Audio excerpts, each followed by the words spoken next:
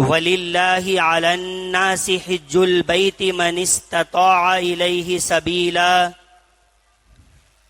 إِنَّ اللَّهَ وَمَلَائِكَتَهُ يُصَلُّونَ عَلَى النَّبِيِّ يَا أَيُّهَا الَّذِينَ آمَنُوا صَلُّوا عَلَيْهِ وَسَلِّمُوا تَسْلِيمًا اللهم صل على سيدنا محمد وعلى آل سيدنا محمد افضل صلواتك وعدد معلوماتك وبارك وسلم صلوا عليه صلاة وسلاما عليك يا سيدي يا حبيبي يا رسول اللہ۔ معزز سامعین حضرات، بزرگوں، عزیز بچوں، اللہ تبارک و تعالیٰ کا بے انتہا فضل و کرم ہے کہ پروردگار نے آپ کو، مجھ کو جمعہ کے بابرکت دن مسجد میں جمع ہونے کی، بیٹھنے کی توفیق بخشی ہے۔ ذی قعدہ کا یہ مہینہ چل رہا ہے، آپ ہم سب جانتے ہیں، اور جو لوگ حج کرنے کے لیے سفر میں رواں دواں ہیں ان کے قافلے بھی رواں ہو رکھے ہیں۔ تو آج کے جمعہ کے اندر حج کے تعلق سے انشاءاللہ تعالی کچھ آپ کے درمیان میں گفتگو کرنے کی سعادت حاصل کریں گے۔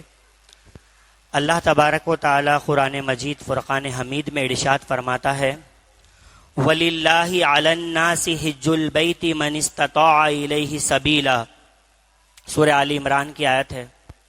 اللہ تبارک و تعالی ارشاد فرماتا ہے اور اللہ کے لیے لوگوں پر اس گھر کا حج کرنا فرض ہے جو اس تک پہنچنے کی طاقت رکھتے ہیں، اور جو انکار کرے تو اللہ تعالی سارے جہانوں سے بے نیاز ہے۔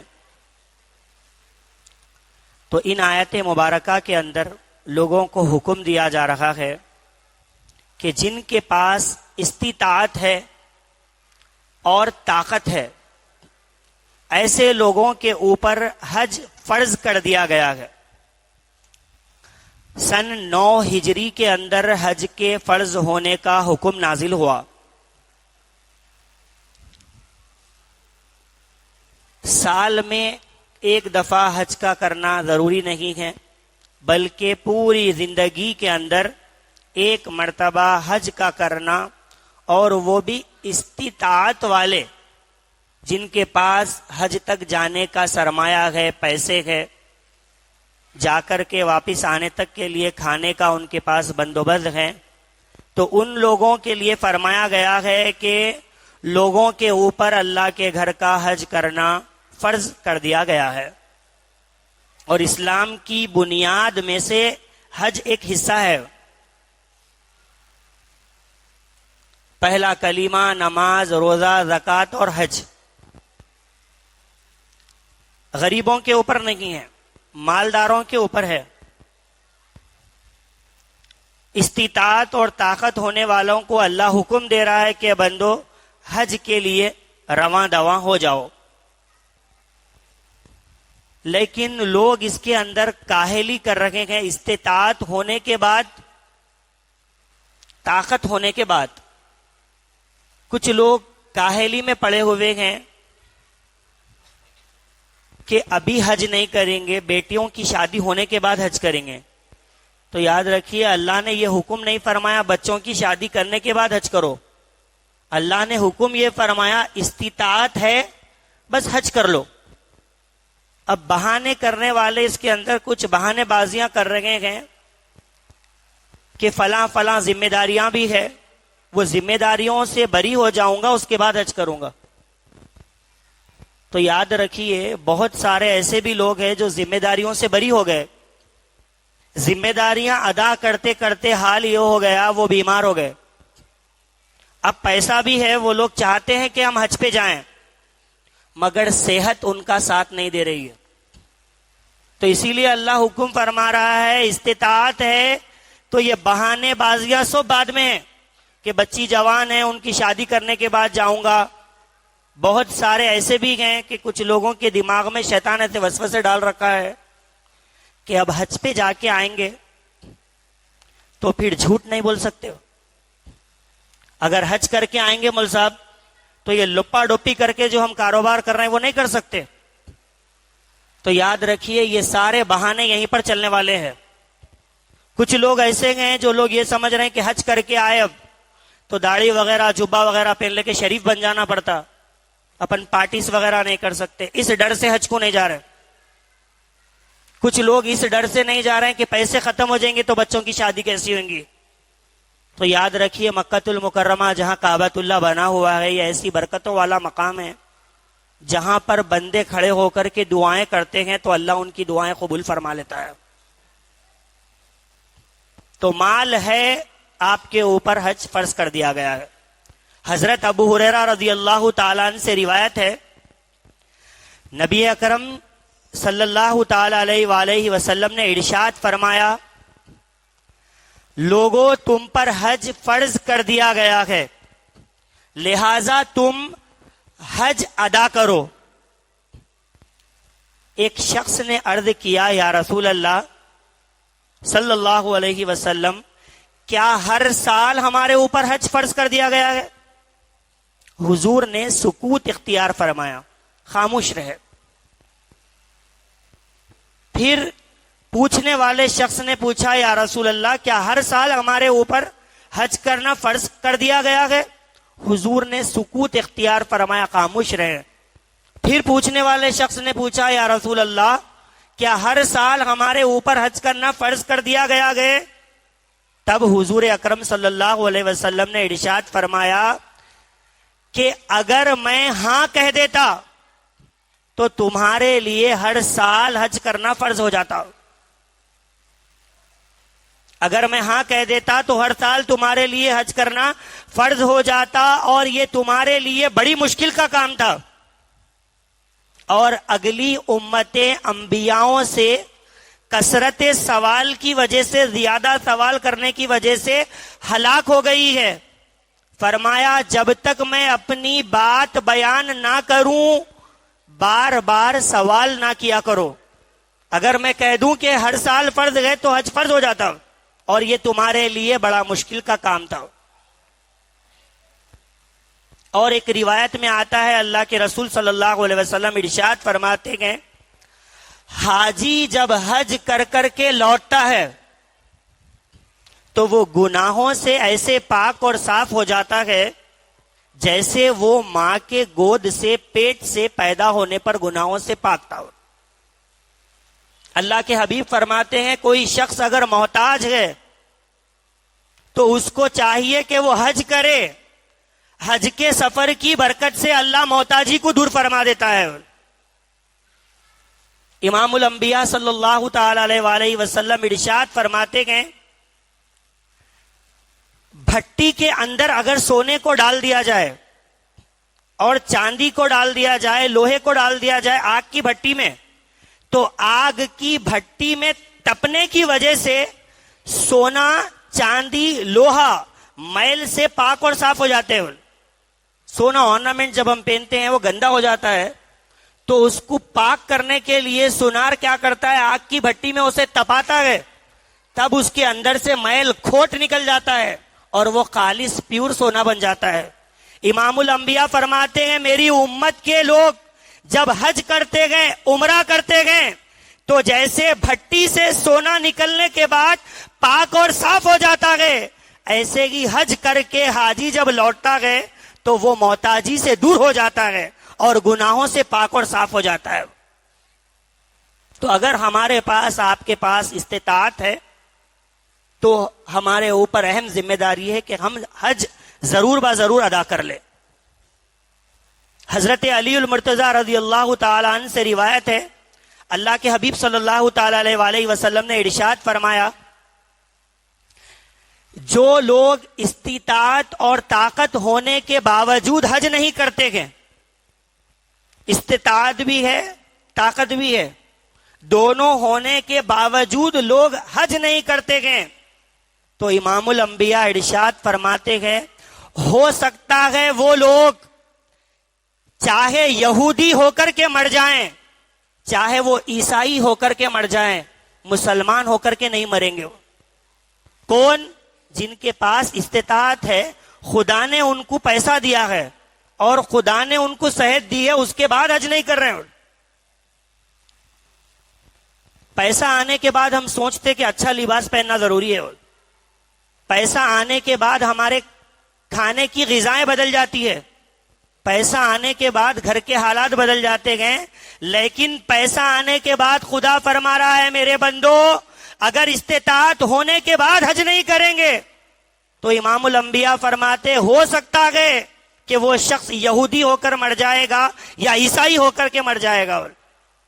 تو اگر استطاعت ہے تو ہم آپ کیا کریں، ضرور حج کریں. 4 بیٹے اگر کما رہے ہیں تو ان کے اوپر لازمی ہے کہ اگر ہو سکے تو اپنے ماں باپ کو حج کرائے. اور بینک کے اندر اتنا بیلنس پڑا ہوا ہے 7-8 لاکھ روپے پڑے ہوئے ہیں تو ان کے اوپر بھی حج فرض ہو گیا ہے. ہمارے اندر یہ ایک بہت بڑی کاہلی ہے، پیسہ رہنے کے بعد ہم زکوٰۃ نہیں دیتے، پیسہ رکھنے کے بعد ہم صدقہ نہیں دیتے، اور پیسہ رکھنے کے بعد ہم حج نہیں کرتے. پیسہ رکھنے کے بعد حج نہیں کریں گے تو ہو سکتا ہے خاتمہ خراب ہو جائے، چاہے وہ عیسائی ہو کے مرے چاہے وہ یہودی ہو کر کے مر جائے. اور جو لوگ سفر حج کے لیے رواں دواں ہوئے اور سفر حج کے دوران میں ان کا انتقال ہو گیا، بہت سارے لوگ ہیں حج کے لیے جاتے ہیں لیکن واپس آنا نصیب نہیں ہوتا ہے، وہ لوگ وہیں پر انتقال کر جاتے ہیں. تو امام الانبیاء ارشاد فرماتے ہیں جو حاجی یا عمرے پر جانے والا سفر حج کے لیے یا سفر عمرے کے لیے نکلے اور وہ راستے میں انتقال کر جائے تو قیامت تک کے لیے حج کرنے کا اس کو اجر دیا جائے گا. کوئی عمرہ کرنے کے لیے گھر سے نکلا گئے، لبیک اللہم لبیک لبیک لا شریک لک لبیک تلبیہ پڑھ کر، اور مقام مزدلفہ میں مینا میں پبلک کی زیادتی کی وجہ سے اس کا انتقال ہو گیا ہے. اللہ کے حبیب فرماتے گئے اگر لوٹ کے آتا تو 1 سال حج کرنے کا ثواب ملتا، لیکن مر گیا ہے تو قیامت تک کے لیے ہر سال حج کرنے کے برابر اس کو اجر دیا جائے گا. بہت سارے لوگ ڈر کے نہیں جا رہے.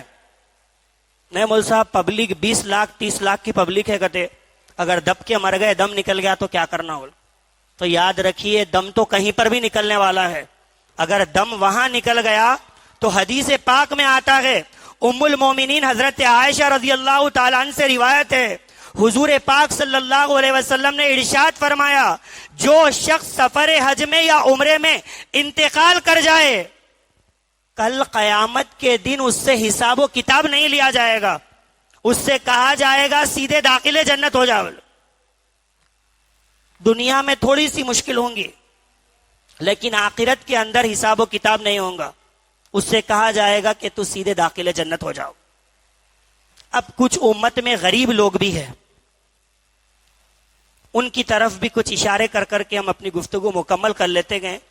وہ لوگ سمجھتے ہیں کہ حج کرنا تو امیروں کا کام ہے، غریب لوگ یہ سمجھتے ہیں قربانی بھی کرنا مال والے لوگوں کا کام ہے، صدقہ دینا بھی ان کا کام ہے. اب سب مالدار کر لیں گے تو پھر غریب کیا کریں گے؟ اللہ کے حبیب صلی اللہ علیہ وسلم نے ارشاد فرمایا جو شخص فجر کی نماز کے بعد سورج کے طلوع ہونے تک مسجد میں رکا رہا اور خدا کا ذکر کرنے میں مصروف رہا،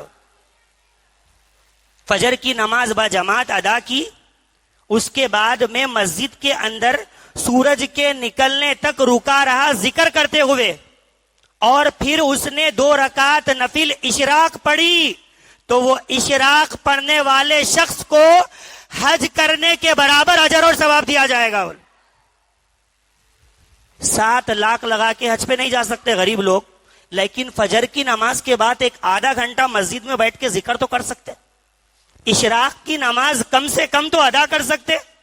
جن کو مال دیا گیا وہ مال لگا کر کے جائیں گے، اب جن کے پاس مال نہیں ہے وہ لوگ کیا کریں؟ اللہ کے حبیب ارشاد فرماتے گئے جو کوئی شخص میری امت کے اندر سے کوئی تکلیف زدہ شخص کی تکلیف کو دور کر دے گا، میری امت میں جو لوگ تکلیف میں ہیں اور کوئی لوگ اگر میرے تکلیف میں رہنے والے امتی کی تکلیف دور کر دے تو اللہ تبارک و تعالی ان کو حج مقبول کے برابر ثواب عطا فرماتا ہے. جا کر کے نہیں کر سکتے گئے تو کوئی تکلیف زدہ ہے، تکلیف میں ہے، غم کے عالم میں گئے، کم سے کم کوشش کریں کہ ان کی تکلیف دور ہو جائے۔ اور ایک روایت میں امام الانبیاء ارشاد فرماتے گئے، جو شخص اپنے والدین کو محبت بھری نگاہ سے دیکھتا ہے، والدین کو محبت کی نگاہ سے دیکھنے پر اولاد کو ایک حج مقبول کا ثواب دیا جاتا ہے۔ صحابی رسول نے عرض کیا، یا رسول اللہ، اگر کوئی 3 مرتبہ اپنے ماں باپ کو محبت بھری نظر سے دیکھے تو ان کا کیا حکم ہے؟ فرمایا ان کو 3 مرتبہ حج کرنے کا ثواب دیا جائے گا۔ پوچھا گیا 10 مرتبہ دیکھے؟ فرمایا کہ ہاں، 10 مرتبہ ان کو حج کرنے کے برابر اجر و ثواب دیا جائے گا۔ ایک نوجوان شخص بارگاہ رسالت میں موجود ہوا۔ ہمارے نوجوان بھی ہیں، آپ دیکھیں، کوئی حقہ پارلر کی طرف موجود ہوتے ہیں، کوئی شراب کی محفلوں میں، کوئی ڈسکو کی محفلوں میں موجود ہوتے گئے۔ ایک نوجوان بارگاہ رسالت میں موجود ہوا اور عرض کرنے لگا، اللہ کے رسول، میرے لیے کیا حکم ہے؟ تو اللہ کے رسول نے اس نوجوان سے فرمایا، علم دین حاصل کریے۔ کیا کریے؟ علم دین حاصل کریے۔ تو اس نوجوان نے عرض کی، یا رسول اللہ، اس کے بدلے میں مجھے اجر کیا ملے گا؟ علم دین آپ سیکھنے کے لیے کہہ رہے ہیں، اللہ کے رسول، اگر میں علم دین سیکھوں گا، اگر میں شریعت پڑھوں گا، عالم پڑھنے کی طرف کوشش کروں گا، امام بننے کی طرف کوشش کروں گا، اللہ کے حبیب، علم دین سیکھنے کے بدلے میں مجھے کیا ملے گا؟ تو اللہ کے حبیب نے ارشاد فرمایا، صدقہ کرنے سے زیادہ اجر علم دین حاصل کرنے پر تمہیں دیا جائے گا۔ پھر امام الانبیاء نے فرمایا، جہاد کرنے سے زیادہ اجر علم دین حاصل کرنے پر تمہیں دیا جائے گا۔ پھر امام الانبیاء نے فرمایا، حج کرنے سے زیادہ اجر علم دین حاصل کرنے والے طالب علم کو دیا جائے گا۔ اور آج ہماری قوم کا کیا حال ہے؟ بہت سارے لوگ حج پہ جا رہے ہیں لیکن ان کو حج کے ارکان ہی نہیں معلوم ہے۔ امام الانبیاء ارشاد فرماتے، جو عورت بغیر محرم کے حج کرے یا عمرہ کرے، ایسا کرنا گناہ ہے۔ بغیر محرم کے ساتھ بعض عورتیں نکل جا رہے ہیں، حج کرنے کے لیے جا رہے ہیں ہم، تو محرم کا ہونا ضروری ہے۔ اللہ نے اگر استطاعت رکھی ہے تو ضرور با ضرور زندگی میں 1 مرتبہ حج ضرور کریں۔ بعض جگہ ایسے ہو رہا ہے، بچے ماں باپ سے کہہ رہے ہیں کہ آپ حج کو جائیے، تو ماں باپ کے اوپر افسوس، صد افسوس، وہ لوگ جانے سے انکار کر دے رہے ہیں۔ اور بعض مقامات پر ایسے ہو رہا کہ لوگ جانا چاہ رہے ہیں لیکن ان کو صحت ساتھ نہیں دے رہی۔ شوگر پیشنٹ ہے، ڈائلیسس پیشنٹس ہے، وہ لوگ سوچ رہے ہیں، یا اللہ، اب تجوریوں میں پیسہ پڑا ہے، ہم حج کے لیے جائیں گے، اب جانے کے لیے صحت ساتھ نہیں دے رہی ہے۔ تو جب تک صحت ساتھ ہے، اللہ نے مال دیا ہے، تو ہم کو، آپ کو چاہیے کہ ہم ضرور با ضرور حج کرنے کی ضرور کوشش کریں۔ اللہ کے حبیب فرماتے ہیں، حاجی جب حج کرتا ہے تو حج کی برکت سے اللہ حاجی کی مغفرت فرما دیتا ہے، اور حاجی جب کسی کے لیے دعا کرتا ہے تو اللہ وہ حاجی کی دعا کی برکت سے دعا کرنے والوں کی مغفرت کر دیتا ہے۔ کل قیامت کے دن حج کرنے والے جو حجاج اکرام حاجی لوگ ہیں، اپنے خاندان کے 400 لوگوں کی شفاعت کروا کر انہیں جنت میں لے جائیں گے۔ تو ہم کو، آپ کو چاہیے کہ ہم ضرور حج کرنے کے لیے اپنے دل کے اندر تمنا پیدا کریں۔ جیسے ہم، آپ، بچے بچیوں کی شادیوں کی جستجو کرتے ہیں، ویسے ہی اگر اللہ نے مال دیا ہے تو حج پہ جانے کی بھی نیت کرے۔ اللہ پاک سے دعا گو ہیں کہ پروردگار اے رب العالمین، جتنے لوگ سفر حج کے لیے اس سال میں روا دوا ہیں، تمام کے سفر کو آسان فرما دے۔ پروردگار حاجیوں کے ناموں کے اندر ہم تمام گنہگاروں کے ناموں کو بھی شامل فرما دے۔ مولا کریم ہم تمام کو بھی تیرا پیارا پیارا کعبہ، میٹھا میٹھا مدینہ دیکھنا نصیب فرما۔ مقام عرفات، مقام مزدلفہ کی یا اللہ ہم تمام کو زیارت نصیب فرما۔ وآخر دعواہم ان الحمدللہ رب العالمین۔ جو حضرات سنت نہیں ادا کیے ہیں وہ حضرات سنت ادا فرما۔